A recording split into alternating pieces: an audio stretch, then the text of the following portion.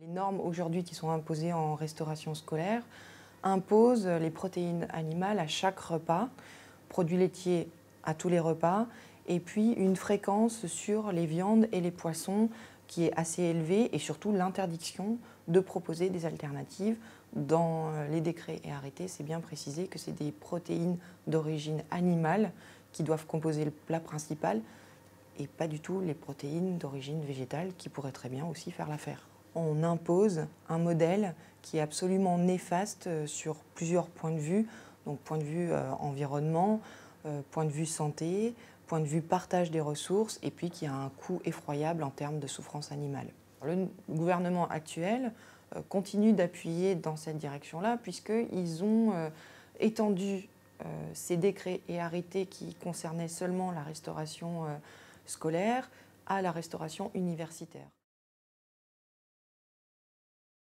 La restauration scolaire, c'est un point très important, c'est ce qui forme les jeunes sur le point de vue de la nourriture, c'est ce qu'ils vont manger tous les midis pour la plupart, et parfois ceux qui sont en pension aussi tous les soirs. Et donc ça a un rôle très important dans la formation de comment on structure un repas. Le décret et l'arrêté, ils sont dangereux justement par rapport à ça, parce qu'ils entretiennent des fausses croyances. Ils entretiennent que sans protéines d'origine animale, il n'y a pas de protéines. Or, c'est faux.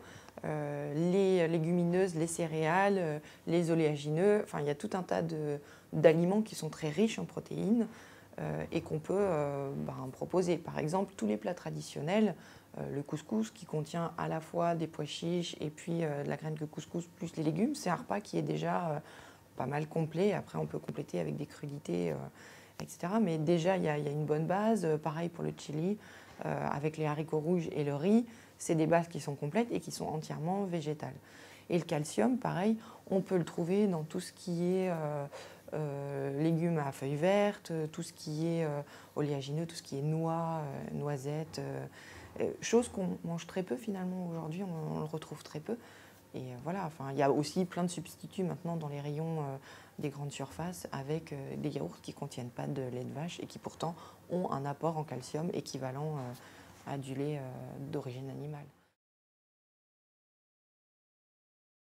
Aujourd'hui, il y a un certain nombre d'enfants qui ne peuvent pas manger à la cantine ou alors qui mangent des repas qui sont complètement déséquilibrés puisqu'ils vont laisser la viande sur le rebord de leur assiette. Or, c'est justement inscrit dans les lois, dans le plan national de l'alimentation par exemple, d'offrir une nourriture qui est équilibrée aux enfants.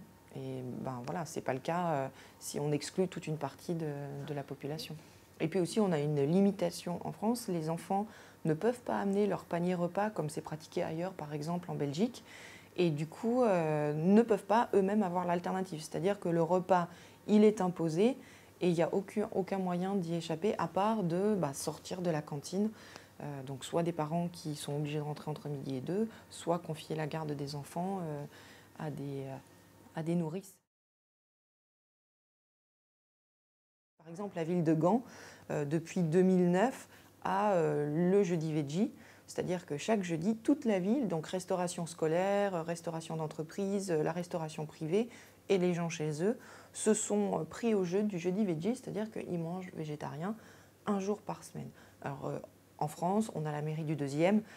Donc à la mairie du 2e arrondissement, chaque jeudi, aujourd'hui, les enfants mangent végétarien dans toutes les cantines du 2e arrondissement. Ça a été mis en place en 2009 avec une démarche pédagogique assez intéressante puisque Jacques Boutot, qui était maire à l'époque, qui l'est toujours aujourd'hui, a proposé aux parents de venir manger avec leurs enfants, de constater que leurs enfants n'avaient pas faim à la sortie puisque les parents n'avaient pas faim non plus, qu'ils avaient bien mangé, que c'était varié, que c'était équilibré. Et donc, en expliquant de façon pédagogique, c'est passé comme une lettre à la poste. Aujourd'hui, ce n'est pas une question à la mairie du 2e. Aujourd'hui, la question ne se pose plus. On est obligé d'aller vers un modèle moins gourmand en produits d'origine animale. Donc autant le faire à partir de la restauration scolaire. Et c'est là où on tombe sur la question des lobbies de l'agroalimentaire qui, eux, ont un intérêt inverse, un intérêt économique à faire consommer des produits d'origine animale et où on a deux tendances qui se heurtent. Une tendance qui irait vers une réduction et une tendance qui veut maintenir ses parts de marché et qui va pousser à ce que voilà, on impose un quota de produits d'origine animale dans la restauration scolaire, parce que c'est un débouché du coup magnifique pour ce genre de filière. Les lobbies en fait, ont participé à l'élaboration des normes de restauration collective. Et donc, évidemment, ils ont poussé de façon à placer leurs produits.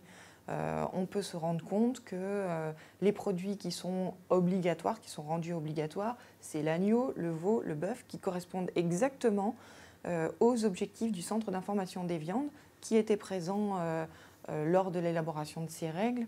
Et pas du tout, par exemple, il n'y avait personne pour défendre la volaille. La volaille n'est pas obligatoire. Alors pourquoi le bœuf, le veau, l'agneau et pourquoi pas la volaille?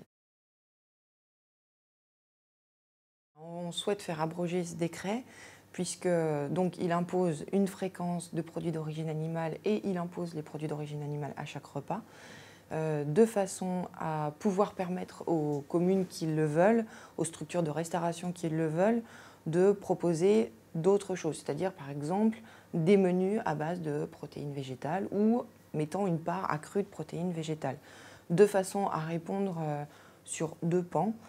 Déjà, montrer qu'il existe d'autres modèles pour faire des repas, pas seulement celui où il y a la viande ou le poisson et puis autour un accompagnement, et d'autre part permettre aux communes qui le souhaitent d'offrir la possibilité d'avoir des repas végétariens ou végétaliens qui répondent à la demande de personnes simplement qui souhaitent de temps en temps avoir des repas végétariens ou végétaliens, les personnes qui elles-mêmes ne mangent que végétariens ou végétaliens, et puis les personnes de confession religieuse qui elles aussi souvent optent plutôt pour les options végétariennes.